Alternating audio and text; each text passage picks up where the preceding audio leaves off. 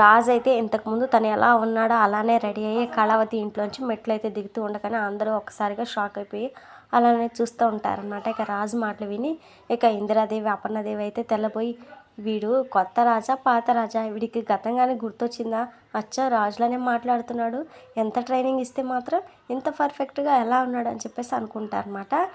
ఇక అందరూ తనను అలా చూసేసరికి రాజు అయితే నిజంగానే రాజులకు గంభీరంగా చూస్తూ, ఏంటి అంతా ఆలోచిస్తున్నారని చెప్పేసి బిల్డప్ కొడుతూ వాళ్ళకి అనుమానాలు ఇంకా ఇంకా పెరిగిపోతూ ఉంటారన్నమాట. ఇక రాజు అయితే పక్కన నవ్వేసి, నమ్మేశారా ఏంటి, అంతా షాక్ అయ్యారా, నేనే కళావతి గారి నిజమైన బాస్నని నమ్మేశారుగా అని చెప్పేసి అంటాడనమాట. ఇక అందరూ ఒకసారిగా ఎమోషనల్ అయిపోతారు. అవునరా మేమంతా అలానే అనుకున్నాం అని చెప్పేసి ఇక కళ్యాణ్ స్వప్న ఇద్దరు అయితే అంటారనమాట. ఇక రాజుల రామ్ కళావతితో పాటు ఆఫీస్కి అయితే బయలుదేరతాడనమాట. ఇక వెళ్లే ముందు నానమ్మ బ్లెస్ మీ అని చెప్పేసి ఇక ఇందిరాదేవి కాళ్ళ మీద పడి ఆశీర్వాదం అయితే తీసుకుంటాడనమాట. ఇక ఇందిరాదేవి అపర్ణదేవి అయితే రాజును అలా చూసి చాలా హ్యాపీగా మురిసిపోతూ ఉంటారనమాట. సిద్ధార్థతో సహా అందరూ బోర్డు మీటింగ్లో అయితే వెయిట్ చేస్తూ ఉంటారనమాట.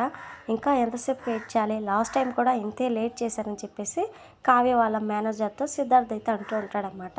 ఇక అతనైతే వచ్చేస్తారు సార్, ఈరోజు రాజు సారే వస్తున్నారు, అందుకే కాస్త లేట్ అయిందని చెప్పేసి ఆ మేనేజర్ అయితే చెప్తాడనమాట.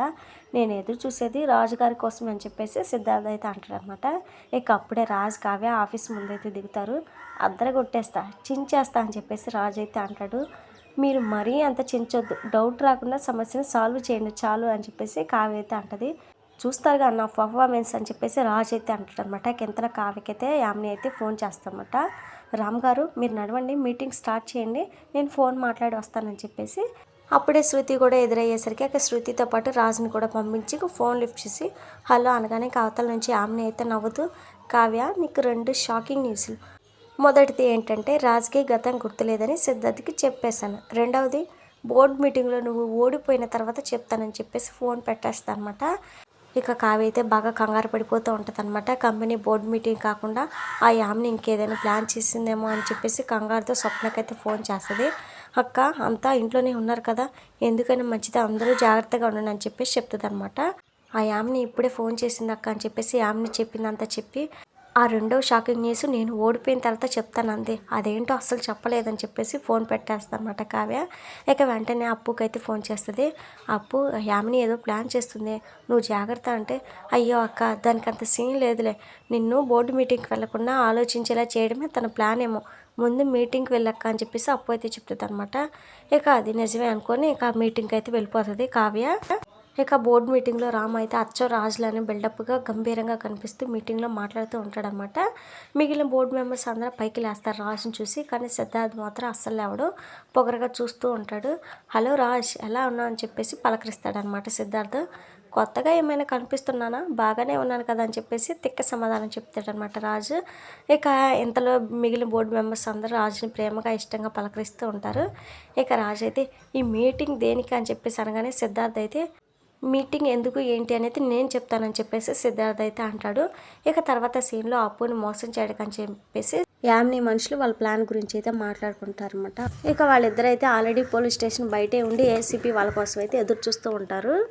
అందులో ఒక అతనైతే నాకు చిన్న డౌట్ రా, లంచం తీసుకున్నట్లుగా క్రియేట్ చేసి ఆ లేడీ పోలీస్ని పట్టించమని ఆ యామిని మేడం చెప్పారు కదా, సరే కానీ ఆ ఇచ్చే డబ్బులు ఏదో మనమే ఇవ్వచ్చుగా, ఆ ఏసీపీ వాళ్ళు ఎందుకు మనకిస్తున్నారు అని చెప్పేసి అంటాడనమాట.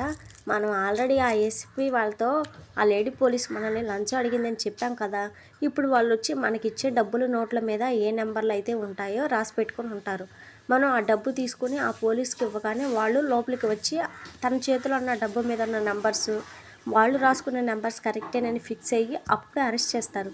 గవర్నమెంట్ ఆఫీసర్ని అరెస్ట్ చేయడం అంటే అంత ఈజీ కాదని చెప్పేసి చెప్పుకుంటూ ఉంటారన్నమాట. ఇక ఇంతలో ఏసీపీ వాళ్ళు కార్లో అయితే వస్తారు. ఇక ఇద్దరు కలిసి వాళ్ళ దగ్గరికి అయితే వెళ్ళి నిలబడతారనమాట. ఇక అక్కడ ఉన్న వాళ్ళైతే నిజంగానే ఆవిడ మిమ్మల్ని లంచం అడిగింది కదా అని చెప్పేసి అంటారు. అందులో ఒక ఆఫీసర్, అవును సార్ మా ఏరియాలో షాప్ పెట్టుకోవడానికి పర్మిషన్ కావాలంటే 1,20,000 లంచం అడిగాడు సార్ అని చెప్పేసి అతనైతే చెప్తాడనమాట. సరే అయితే ఆ డబ్బు తీసుకొని ఆవిడ చేతులు పెట్టే ముందు మాకు మెసేజ్ చేస్తే మేము వస్తాం అని చెప్పేసి అంటాడనమాట. అందులో ఒక అతను ఇంకా సరే అని చెప్పేసి ఆ డబ్బుతో లోపలికైతే వెళ్తారు ఇక యామిని మనుషులు. ఇక లోపలికి వెళ్ళాక ఒకరంటే ఒకరికి పడదన్నట్టుగా అప్పు ముందు తిట్టుకుంటూ, మేడం వీడికి ఇవ్వాల్సిన డబ్బు తెచ్చాను, మీ చేతుల మీదుగా మీరే ఇవ్వండి మేడం, లేదంటే ఈ వెధవ ఇవ్వలేదని అబద్ధం ఆడిస్తాడని చెప్పేసి అప్పు చేతిలో డబ్బు అయితే పెడతాడనమాట. ఇక అప్పటికే ఏసీపీ వాళ్ళని లోపలికి రమ్మని సీక్రెట్గా మెసేజ్ చేస్తాడు ఇంకొక అతను. ఇక లోపలికైతే వచ్చేసరికి అప్పు చేతిలో డబ్బులు ఉంటాయి. ఇక వాటిని తీసుకొని నంబర్లు చూడగానే సరిపోతాయి అనమాట. ఇక అప్పు అయితే షాక్లో ఉంటుంది. పైగా వాళ్ళు అయితే షాప్ పర్మిషన్ కోసం ఉన్న ఫైల్ కూడా అక్కడే ఉంటుంది అనమాట. అంతా సరిపోతుంది అనమాట. ఇంకా క్షణాల్లో అధికారులు అప్పుని అయితే సస్పెండ్ చేసేస్తారు. ఇంకా అరెస్ట్ చేసి విచారించాలని చెప్పేసి అక్కడున్న కానిస్టేబుల్స్కి అయితే చెప్తారనమాట. అప్పు అయితే షాక్ అయిపోతుంది. అబద్ధం అని చెప్పేసి చెప్పేలోపు ఆ యామిని మనుషులు అయితే మాట మారేస్తారు. ఎందుకు మేడం అబద్ధం చెప్తారు, మీరేగా మాకు షాప్ పర్మిషన్ కోసం లంచ్ అడిగారని చెప్పేసి అంటారనమాట. అబద్ధాలు చెప్పకుండా ఇంకా అప్పు ఆవేశపడుతూ ఉండగానే ఆ ఏసీపీ అధికారులు అయితే అడ్డుపడతారు. ఇక అప్పు నిస్సహాయంగా అక్కడే మిగిలిపోతుంది అనమాట.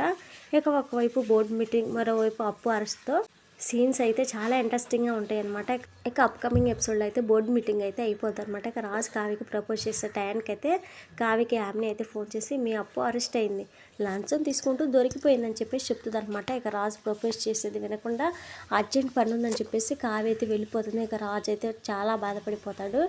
ఇక తర్వాత రాజుకి అయితే ఇక ఫోన్ చేసి, ఏంటి బావా కళావతికి ప్రపోజ్ చేసావని చెప్పేసి చెప్పగానే, లేదు చాలా అర్జెంట్ పని ఉందని చెప్పేసి వెళ్ళిపోయింది ఆ కళావతి అని చెప్పేసి చెప్పగానే, ఆ కళావతికి నీ ప్రపోజల్ వింటూ ఇష్టం లేక నీకు అబద్ధం చెప్పి తప్పించుకుంటుందేమో బావా, ఒక్కసారి అంటే ఏదో అనుకోవచ్చు, ప్రతిసారి ఇలాగే జరుగుతుందంటే నువ్వు కూడా ఆలోచించని చెప్పేసి లేనిపోయినవన్నీ ఎక్కిస్తూ ఉంటుందన్నమాట. ఇక రాజు అయితే ఆలోచిస్తూ ఉంటాడు. మరి అప్పుని కావ్య ఏ విధంగా కాపాడుతుంది ఏంటనేది నెక్స్ట్ ఎపిసోడ్లో చూద్దాం. మన వీడియోస్ని మిస్ అవ్వకుండా చూడాలనుకుంటే ఛానల్ని సబ్స్క్రైబ్ చేసి సపోర్ట్ చేయండి. Thank you friends.